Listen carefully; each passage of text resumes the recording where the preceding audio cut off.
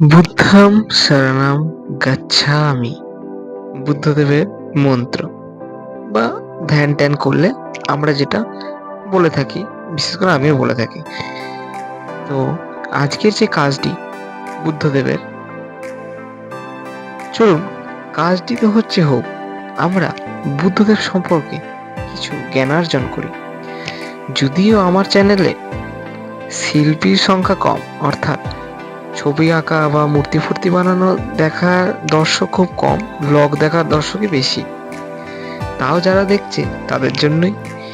আর পারলে অবশ্যই চ্যানেলটাকে সাবস্ক্রাইব করবেন। যত আপনারা সাবস্ক্রাইব করবেন তত আমি আগ্রহ পাবো আরও নতুন ভিডিও আনার জন্য, এবং আপনারা যত তাড়াতাড়ি ভিডিওটাকে সাবস্ক্রাইব করে 1K করবেন, তারপর আস্তে আস্তে আরও সাবস্ক্রাইব বাড়বে এবং ওয়াচ টাইম বাড়াবেন, তত আমি সাফল্যের দিকে যত এগোবো তত নতুন নতুন এবং বিভিন্ন ভিডিও আনবো। আপনাদের জন্য আমি ভিডিও এনে যাচ্ছি। তাই প্লিজ বারবার ধরে বলি, একটা সাবস্ক্রাইব করে আপনাদের ফোনের একটি মূল্যবান সাবস্ক্রাইব আমাকে অনেক উৎসাহ দেয় একটা নতুন ভিডিও বানানোর জন্য। তাই পারলে সাবস্ক্রাইব করবেন এবং অন্যদেরও বলবেন সাবস্ক্রাইব করতে, এবং অবশ্যই প্রত্যেকটা ভিডিও আমি লিঙ্কে দিয়ে দিই এবং প্রত্যেকটা ভিডিও ডিটেলস কোথায় কি যায়, কীভাবে, সমস্ত কিছু দিয়ে দিই। অতএব ভিডিও দেখে যদি আপনারা কোনো জায়গায় যান তো অবশ্যই ডিটেলে সমস্ত কিছু দেওয়া থাকে। তাই পারলে অবশ্যই লাইক, কমেন্ট, শেয়ার এবং সাবস্ক্রাইব, এবং কীরকম ভিডিও চাই অবশ্যই কমেন্ট করে জানাবেন।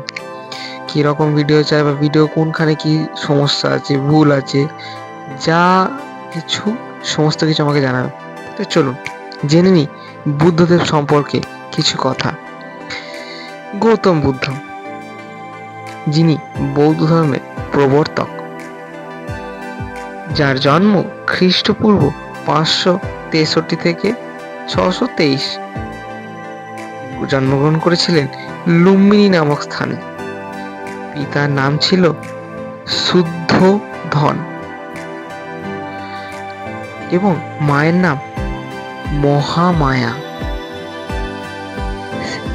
গৌতম বুদ্ধকে প্রথমে গৌতম বুদ্ধ নয়, তার ডাক নাম সিদ্ধার্থই বলা হতো।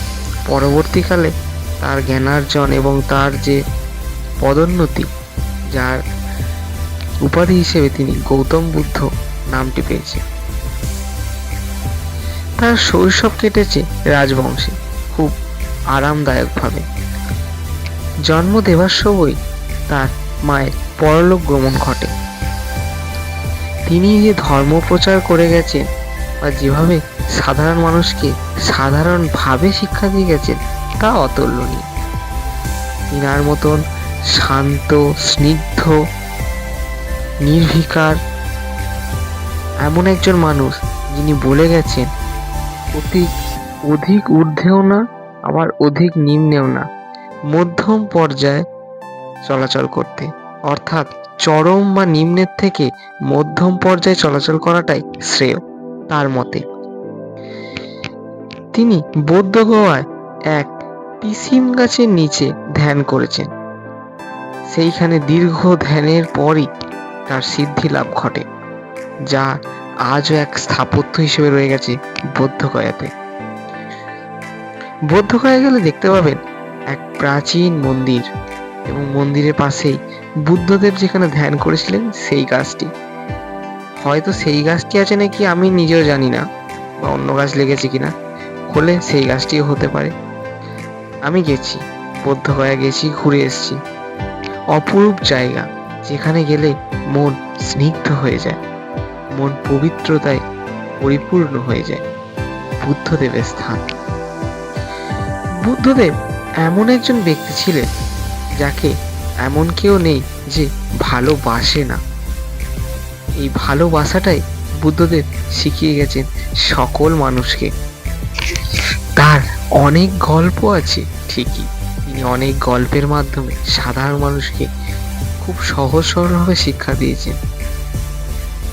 তা হয়তো বেশিরভাগ মানুষই শুনেছে, তাই আলাদা করে সে সমস্ত গল্প বলার কিছু নেই। সম্রাট অশোক পর্যন্ত বুদ্ধদেবের সান্নিধ্যে এসে সমস্ত হিংসা, যুদ্ধ ত্যাগ করে বৌদ্ধ ধর্ম গ্রহণ করেছিলেন।